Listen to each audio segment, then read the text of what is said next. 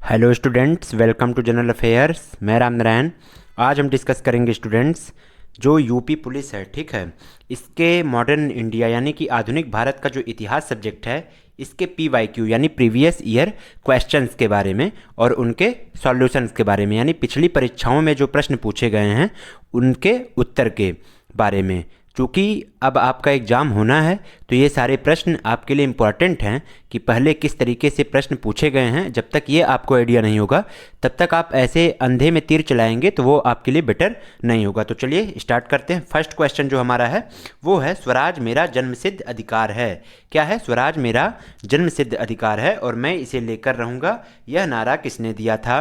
तो इसका जो ऑप्शन है, ऑप्शन ए है महात्मा गांधी, ऑप्शन बी है सुभाष चंद्र बोस, ऑप्शन सी है बाल गंगाधर तिलक और ऑप्शन डी है लाला लाजपत राय। तो इसका करेक्ट आंसर है स्टूडेंट्स बाल गंगाधर तिलक। कौन है? बाल गंगाधर तिलक ने नारा दिया था कि स्वराज मेरा जन्मसिद्ध अधिकार है। सेकंड क्वेश्चन है, भारत में सहायक संधि की नीति किसने शुरू की थी? Option A Lord Curzon, option B Lord Wellesley, option C Lord Dalhousie और ऑप्शन डी लॉर्ड क्लाइव। तो इसका जो करेक्ट आंसर है वो है Lord Wellesley, option B. Third question जो आपका है स्टूडेंट्स वो क्या है? वो है 1857 के विद्रोह के समय भारत का गवर्नर जनरल कौन था? तो ऑप्शन ए है लॉर्ड कैनिंग, ऑप्शन बी है लॉर्ड डलहौजी, ऑप्शन सी है लॉर्ड लिटन और ऑप्शन डी है लॉर्ड रिपन। तो इसका जो करेक्ट आंसर है स्टूडेंट्स वो है लॉर्ड कैनिंग। कौन है? Lord Canning. ये 1857 के समय भारत का गवर्नर जनरल था। ठीक है, यहीं से फिर क्या होता है कि वायसराय वाला सिस्टम आता है इसके बाद। फिर इसके बाद स्टूडेंट्स क्या होता है आपका फोर्थ क्वेश्चन है, असहयोग आंदोलन किस वर्ष शुरू किया गया था?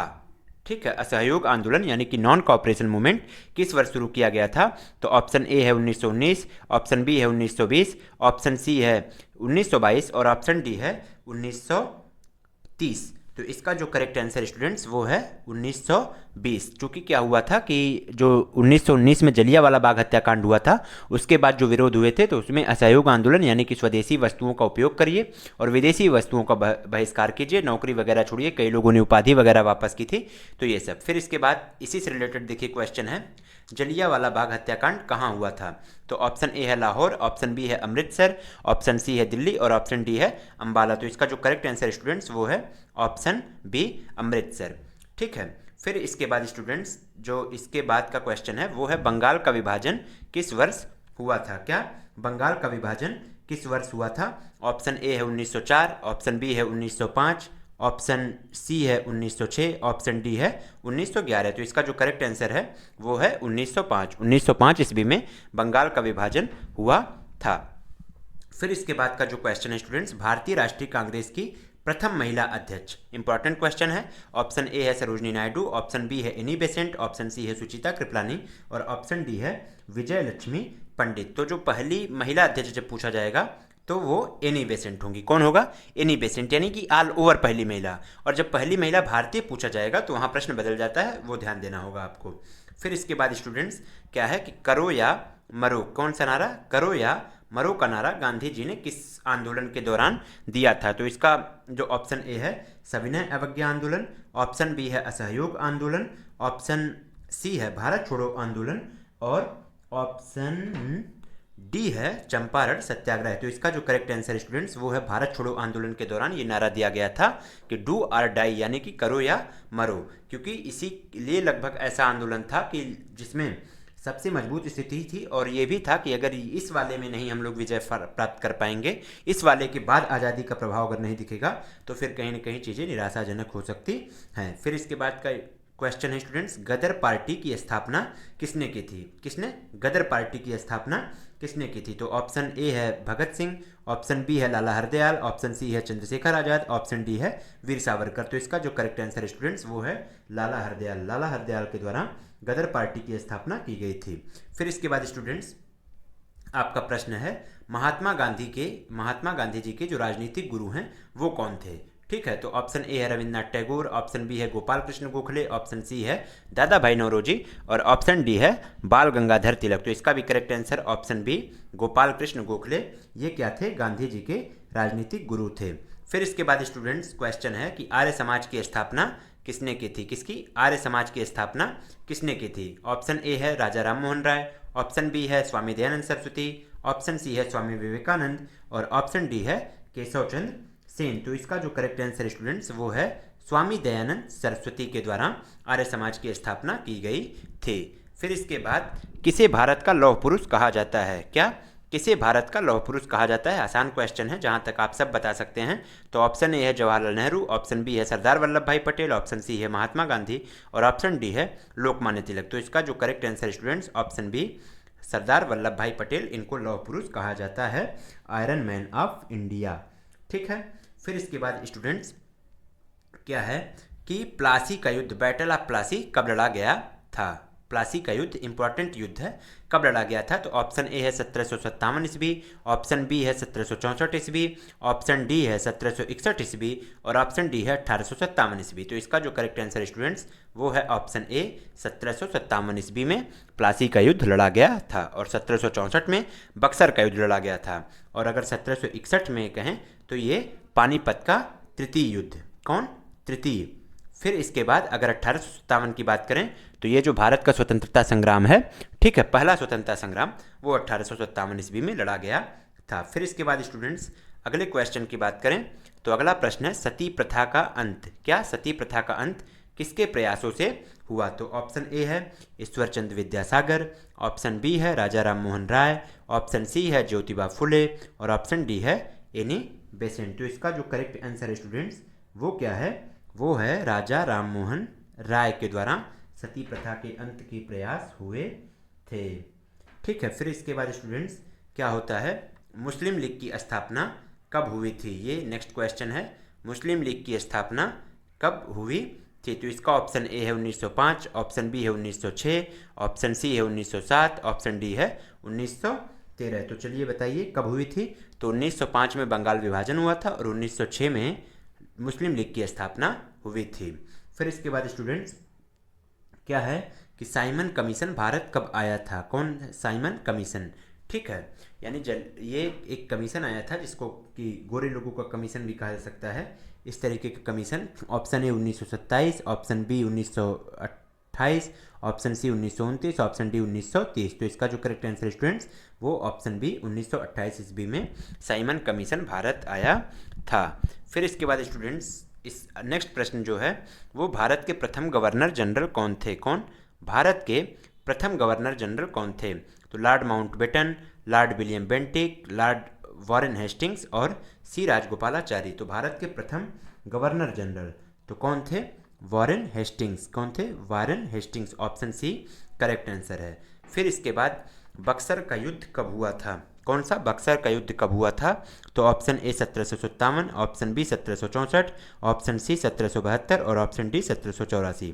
तो चूंकि ऊपर हमने बताया है कि बक्सर का युद्ध किस सन में हुआ था, तो ये आपका होमवर्क है। इस क्वेश्चन को आप कमेंट बॉक्स में आंसर दीजिए कि बक्सर का युद्ध कब हुआ था। फिर इसके बाद स्टूडेंट्स रामकृष्ण मिशन की स्थापना किसने की थी? किसकी? रामकृष्ण मिशन की स्थापना किसने की थी? तो इसका जो ऑप्शन है वो है option A Swami Vivekananda, option B Ramakrishna Paramhansa, option C Raja Ram Mohan Roy, option D Dayanand Saraswati. जो इसका करेक्ट आंसर है स्टूडेंट्स वो है स्वामी विवेकानंद। इन्होंने क्या किया था? रामकृष्ण मिशन की स्थापना की थी। फिर इसके बाद स्टूडेंट्स है आपका नेक्स्ट क्वेश्चन, गांधी इरविन समझौता किस वर्ष हुआ था? कौन सा? गांधी इरविन समझौता किस वर्ष हुआ था? तो 1900, ऑप्शन ए है 1930, ऑप्शन बी है 1931, ऑप्शन सी है 1932 और ऑप्शन डी है 1933। तो इसका जो करेक्ट आंसर है वो है ऑप्शन बी 1931। फिर इसके बाद स्टूडेंट्स क्या है कि चौरी चौरा कांड के कारण कौन सा आंदोलन स्थगित कर दिया गया? ठीक है, तो ऑप्शन ए है सविनय अवज्ञा आंदोलन, ऑप्शन बी है असहयोग आंदोलन, ऑप्शन सी है भारत छोड़ो आंदोलन और ऑप्शन डी है खिलाफत आंदोलन। तो इसका जो करेक्ट आंसर होगा स्टूडेंट्स आप भी बता सकते हो, चूंकि सन के हिसाब से ऊपर मैंने अभी डिस्कस किया है कि कौन सा आंदोलन 1922 के आसपास चल रहा था, और चूंकि उसी आंदोलन का ही जब तीव्र रूप होता है तो लगभग 2022 मतलब 1922 में जाकर चौरी चौरा की घटना होती है। इसी घटना के बाद असहयोग आंदोलन को वापस ले लिया गया था। तो इसका करेक्ट आंसर है ऑप्शन बी असहयोग आंदोलन। फिर इसके बाद स्टूडेंट्स नेक्स्ट क्वेश्चन हमारा है, इंकलाब जिंदाबाद का नारा, इंकलाब जिंदाबाद का नारा किसने दिया था? तो ऑप्शन ए है सुभाष चंद्र बोस, ऑप्शन बी है भगत सिंह, ऑप्शन सी है मोहम्मद इकबाल, ऑप्शन डी है चंद्रशेखर आज़ाद। तो इसका जो करेक्ट आंसर है स्टूडेंट्स वो है ऑप्शन बी भगत सिंह। भगत सिंह के द्वारा इंकलाब जिंदाबाद का नारा दिया गया था। फिर इसके बाद स्टूडेंट्स फॉरवर्ड ब्लॉक की स्थापना किसने की थी? किसकी? फॉरवर्ड ब्लॉक की स्थापना किसने की थी? तो ऑप्शन ए है जवाहरलाल नेहरू, ऑप्शन बी है महात्मा गांधी, ऑप्शन सी है सुभाष चंद्र बोस और ऑप्शन डी है जयप्रकाश नारायण। तो इसका जो करेक्ट आंसर है स्टूडेंट्स वो है ऑप्शन सी सुभाष चंद्र बोस। सुभाष चंद्र बोस जी के द्वारा फॉरवर्ड ब्लॉक की स्थापना की गई थी।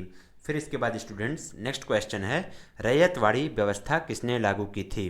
ठीक है, ऑप्शन ए है थॉमस मुनरो, ऑप्शन बी है लॉर्ड कॉर्नवालिस, ऑप्शन सी है लॉर्ड डलहौजी और ऑप्शन डी है वॉरेन हेस्टिंग्स। तो जो इसका करेक्ट आंसर है स्टूडेंट्स ये है ऑप्शन ए थॉमस मुनरो। इनके द्वारा रैयतवाड़ी व्यवस्था लागू की गई थी। फिर इसके बाद स्टूडेंट्स नेक्स्ट क्वेश्चन है, बंगाल में द्वैत शासन यानी ड्यूल गवर्नमेंट किसने समाप्त किया था? तो ऑप्शन ए है रॉबर्ट क्लाइव, ऑप्शन बी है वॉरेन हेस्टिंग्स, ऑप्शन सी है लॉर्ड कर्जन और ऑप्शन डी है लॉर्ड डलहौजी। ठीक है, तो इसका जो करेक्ट आंसर है स्टूडेंट्स वो है वॉरेन हेस्टिंग्स। कौन? Option B Warren Hastings. Warren Hastings के द्वारा बंगाल में द्वैत शासन की स्थापना क्या हुई थी?